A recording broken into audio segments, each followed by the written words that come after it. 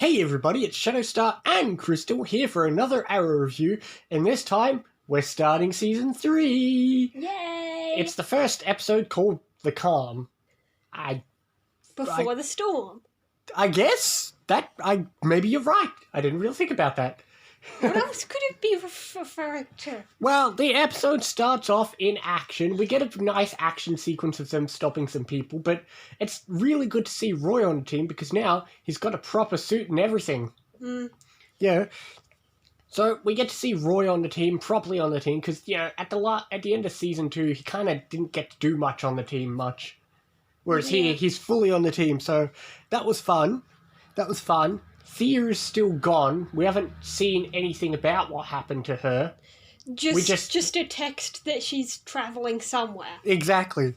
But some character changes have happened. Obviously, Laurel's still here.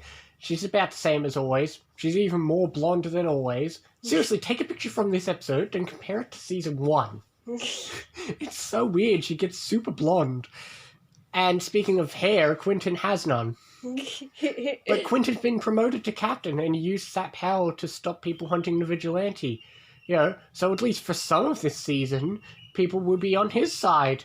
Yay! Yay! It won't last. But speaking of things who are back, we have Vertigo again. Yeah, it is a bit annoying. It's, once again, no one will be ever as good as the original Vertigo. Yeah, this episode really wasn't about the villain at all. Exactly. Not the villain, but I like the twist of the Vertigo supposedly showing their fear. It wasn't that exciting, but at least it's another twist on Vertigo that we haven't had before. Yeah. Rather than it being a drug that you get addicted to, it's just gonna... Anyway, but continuing with something you didn't necessarily think... Well, not you, but, you wouldn't necessarily think would continue, is the Oliver and Felicity stuff. Yeah. First, near the beginning, Jiggle is the one who brings it up and says, and he knows, and he says, "You're the only one you're fooling." Exactly. So Oliver finally decides to ask her out, but then he gets scared because he thinks bad stuff happened because he was distracted. I like this, and we'll get to this in a minute, and But yeah, the Felicity stuff, especially in this season, really flip-flops. This is where a lot of people started to get a little bit annoyed with the Felicity stuff. Because a lot of people don't really like Oliver and Felicity together. Doesn't make Felicity a bad character, but I can understand why... It makes Oliver a bad character. I guess, but it does tie into something. Now, I thought of something even before the episode said it, because I wasn't sure when it would come up. But the quote from the flashbacks... "A man cannot live by two names." Yeah, I was going to bring up that quote even if this didn't happen, because that is basically the theme of this season, is Oliver battling his two identities. Yeah, definitely. And romance is part of that, because he's not sure if he can have that and still be the Arrow. Exactly. So, we'll touch upon the flashbacks quickly, because obviously Oliver is in Hong Kong, and the first thing he tries to do is escape, which makes sense, but Argus is just going to stop him. He gets close, he finds someone's computer, tries to type an email, but...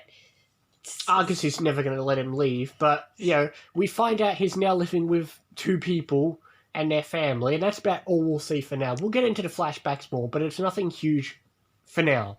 Yeah. But speaking of new things for this season has to introduce a new character, and we're introduced to another big character, Ray Palmer. Yeah. It's so fun, speaking of fun characters to see in Arrow. Yeah, he definitely has some interesting interactions with Felicity. Yeah, straight away we've got interesting stuff with him and Felicity, and he's gonna buy Queen Consolidated, and that's about it. It's just introducing us to Ray Palmer. And that's the thing. It's an opening episode. We're all just setting the stage and have something to leave you hanging. But, that's about it, except for the two big things to leave you hanging is... We'll leave off... Well, before we get to the cliffhanger, we do get Oliver getting a call from Barry. Yeah, that was interesting. It's just, obviously, at this point, we're not even foreshadowing it. Obviously, this aired alongside The Flash, so in case you still haven't been seeing... obviously, at the time, you would have been seeing ads and stuff, so here, go watch The Flash, which we'll be doing after the next episode. Yeah, But we have to watch the next episode because we saw a huge cliffhanger. Yeah, we'll get to that. We'll get to that. Anyway, getting back to Felicity, I just don't like the way Oliver handled things. Like the way Felicity put it, she said, "Don't give me maybes," and I agree. If somebody has already admitted that they are in love with you, don't give them maybes. They would prefer it if you lie to them and just say, "I don't have feelings for you," because then, if it turns out you do, great, happy surprise for them. But until then, don't give them maybes. Don't dangle false hope. Yeah, I know, it's stupid, and like I said, a lot of people don't like the whole flip-flopping with Oliver and Felicity throughout this whole season. It gets weird and messy and awkward, but... But before that, what they talked about on their date was kind of interesting. But speaking of little side tangent, why does she always have to take away her glasses when she's trying to be fancy? Fancy people can wear glasses. I don't know. You're perpetuating the stereotype that girls can't be pretty while they wear their glasses. Yeah, I know, she could keep her glasses and not wear the ponytail, because there's plenty of times where she doesn't wear the ponytail. Yeah. But wears her glasses. But, yeah, but enough about Felicity. Let's not drag down the episode too much. We'll drag it even down further. Speaking of characters you love, Sarah's back. Yes, something I wanted to talk about is, Jiggle and Lila had a baby. Oh, yeah. We'll get to that. The Jiggle plot. Let's get to the Jiggle stuff first. Yes, that was interesting. I mean, we knew it was happening. In the finale, we found out she was pregnant, which we also are told that it has been 5 months since she the finale, has the baby. Which makes her 4 months pregnant in the finale. How could she have been 4 months pregnant in the finale? 4 months, you could still kind of hide it. 1, it would have been hard to hide. 2, she didn't tell Jiggle. Yeah, 4 she months didn't in tell and she still Jiggle. hasn't told Jiggle. And 3, how does Argus not have maternity leave? That would have, I mean, surely it would have been affecting her job performance. We don't know. That's okay. To be fair, the last handful of episodes in the season, we didn't see Lila since the Suicide Squad. So to be fair, she was gone. She came back for the finale because everything is crazy. So maybe she was taking some time to relax. We don't know. Maybe. Which is what that would probably explain why Amanda Waller knew. But we got quite a bit of Amanda Waller in this episode. We're going to be seeing a lot more of her because she's involved with the flashbacks. But again, nothing huge. Just setting the groundwork for the flashbacks. Yeah, just wanted to mention that Yeah. stuff. I found it interesting.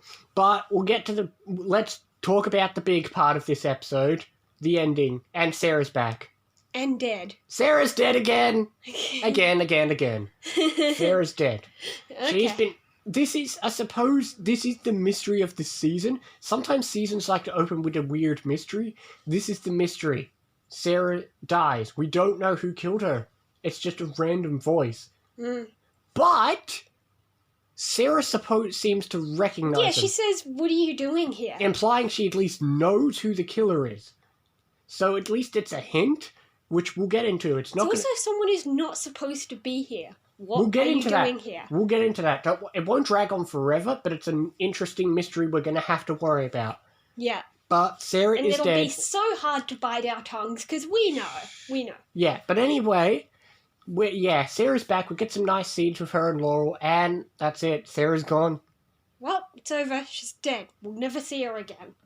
Yeah, so, like I said, that's the hugest part of this episode. Like I said, it's a first episode. A first episode of a season doesn't have to be huge in terms of action. It's just more like laying the groundwork. It's like, okay, here's what you've missed since this finale. Here's what you should expect going forward. It's all just setting the groundwork. Like with Season 2, where it was both picking up with the Glades and then setting up what's going to happen. I loved it, though. There was so much interesting bits. There was a lot of interesting bits, but it wasn't a super action-packed episode, which is fine. It's not a finale. It's a starting. I'll go as high as 7.5. Yeah, I was going to give it a 7. Okay, that's fair. A rare time you're higher than me, but we'll get to that. I can imagine a few Arrow episodes you might do that for me. Mm-hmm. But yeah, it was an interesting episode, so next episode, we will obviously be carrying on with the Sarah plot, as the name implies. It's just called Sarah. And then after that, we'll be carrying on with the other cliffhanger. Not so much a cliffhanger, but we've got to figure out what Barry wants to talk about. So we'll talk about that after we talk about Sara. Next episode is our second episode of season 3. And we will see you next time for Sara. You guys know how much I love Sara. But she's dead! Yeah, she's dead. See you next time for more Dead Saras.